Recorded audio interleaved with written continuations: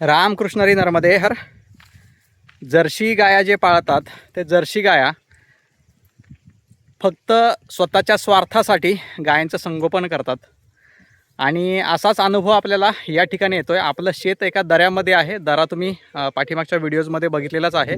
या दऱ्यामध्ये लोक काय करतात, जर्सी गायांना कालवड झाली किंवा गोरा झाला तर ते या ठिकाणी आणून सोडतात. कारण या ठिकाणी जंगली श्वापदं बऱ्यापैकी आहेत. लांडगा आहे, कोल्हा आहे किंवा कधी कधी बिबट्या पण या ठिकाणी दिसतो. तर त्यांच्यासाठी या जनावरांना या ठिकाणी सोडलं जातं. आता गेले 8 दिवसापासून या ठिकाणी बघा, एक गोरा आहे आणि एक कालवड आहे. आता जी समोर दिसतीये, हा जो दिसतोय तो गोरा आहे आणि समोर जी दिसतीये ती कालवड आहे.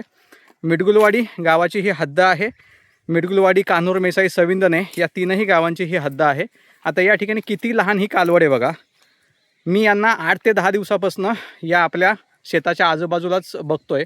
2 ते 3 वेळा यांना आपण खाद्यही दिलेलं आहे, पाणीही पाजलेलं आहे आणि त्यांना या जागेचा लळा लागला. त्याच्यामुळे ते या ठिकाणीच आता सारखे येत असतात. आपण त्यांना जरी दुसरीकडे काढून दिलं तरी.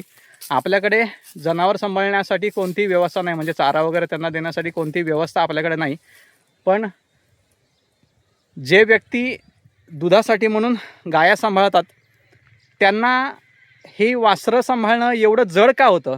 आणि जर खरंच एवढं जड होत असेल तर माझी कृपया या सर्व पशुपालकांना, या सर्व जर्सी गोठा सांभाळणाऱ्या शेतकऱ्यांना विनंती आहे की तुम्हाला जर जमत नसेल तर कृपया तुम्ही जनावरच सांभाळू नका. कालवडी जर झाल्या किंवा गोरे झाले तर ते इथं तिथे जंगलात सोडण्यापेक्षा त्यांचा सांभाळ करा. आणि सांभाळ करणं जर जमत नसेल तर कृपया तुम्ही कोणत्याही प्रकारचा गोठा त्या ठिकाणी चालवू नका, अशी मी त्यांना विनंती करतो.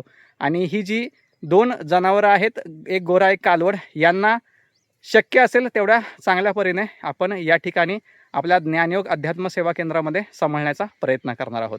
रामकृष्ण हरी नर्मदे हर.